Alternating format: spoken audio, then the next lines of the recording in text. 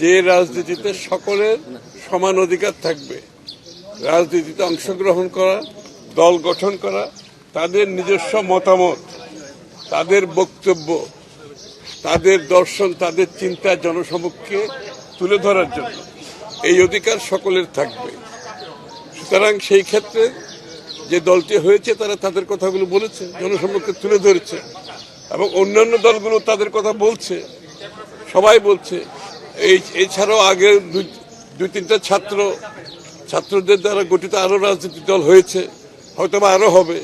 তারাও তাদের চিন্তা নিয়ে আসবে, জনগণের সামনে দাঁড়াবে, কথা বলবে। সুতরাং এটাই স্বাভাবিক, এটাই গণতন্ত্র।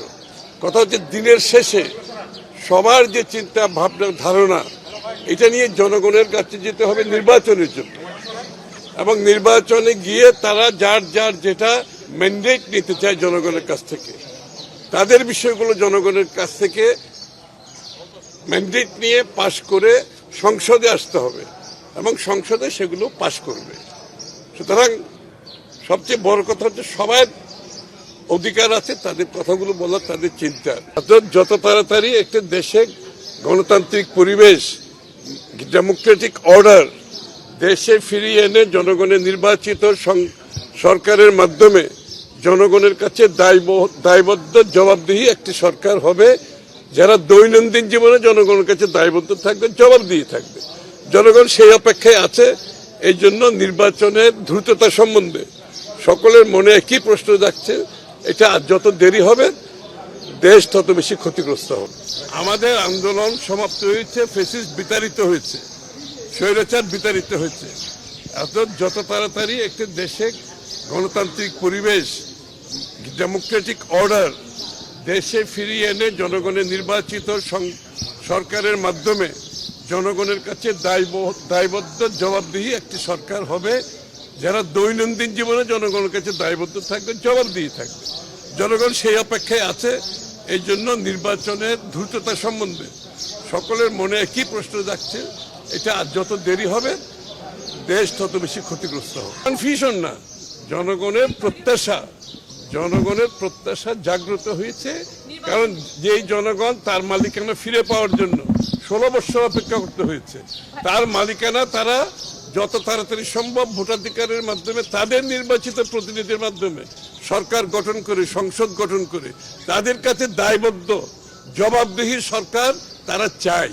এটাই গণতন্ত্র, এটাই বাংলাদেশের মানুষের মালিকানা ফিরিয়ে দেওয়ার একমাত্র বড় পন্থা। কেন দিচ্ছে না সেই উত্তর তো তারা দিতে পারবে, সেই উত্তর তো আমি দিতে পারবো না। কিন্তু সেটা যত দেরি করবে দেশ তত বেশি ক্ষতিগ্রস্ত হবে, গণতন্ত্র ক্ষতিগ্রস্ত হবে, দেশের শান্তি শৃঙ্খলা ক্ষতিগ্রস্ত হবে, দেশের দ্রব্যমূল্যের বিষয়টি দিন দিন খারাপ থেকে আরো খারাপের দিকে যাচ্ছে।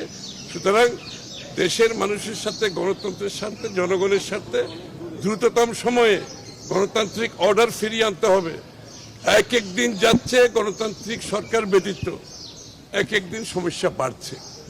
এটার একমাত্র উত্তর হলো গণতান্ত্রিক অর্ডারের মাধ্যমে, নির্বাচিত সরকারের মাধ্যমে জবাবদিহি দায়বদ্ধ সরকার গঠন করে যাদের পলিটিক্যাল ওয়েট থাকবে, যাদের পলিটিক্যাল মোবিলাইজেশন ক্যাপাসিটি থাকবে, যাদের পিছনে জনগণের সমর্থন থাকবে, তারা এই সমস্যার সমাধান করতে পারে।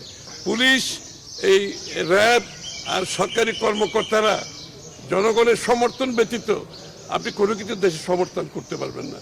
একটি জনগণ সমর্থিত সরকার যখন দেশ পরিচালনা করে, সেই সমর্থনকে নিয়েই কিন্তু দেশ পরিচালিত হয়। সেই সমর্থনকে নিয়ে দেশের আইন শৃঙ্খলা বাহিনী কাজ করে, দেশের সরকারি কর্মকর্তারা কাজ করে। সেটা আজকে অনুপস্থিত। সেটা যত তাড়াতাড়ি সম্ভব নির্বাচনের মাধ্যমে জনগণের সামনে আমাদেরকে তুলে ধরতে হবে। ছোট্ট খসরু ভাই, ডিসেম্বরের মধ্যে কি নির্বাচন সম্ভব? নির্বাচন তো জুন মাসের মধ্যে সম্ভব।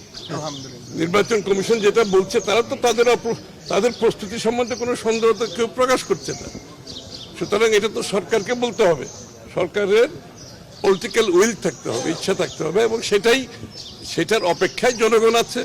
আর বাংলাদেশের জনগণ ছাড়াও যারা স্টেক হোল্ডার আছে, দেশের ভিতরে দেশের বাইরে, যারা সিদ্ধান্ত নিতে অপেক্ষা করছে, কারণ তাদের সিদ্ধান্ত একটি নির্বাচিত সরকারের অধীনে হলে তাদের short term, mid term, long term যে প্ল্যান, প্রোগ্রাম, এগুলো তারা বাস্তবায়ন করতে পারবে।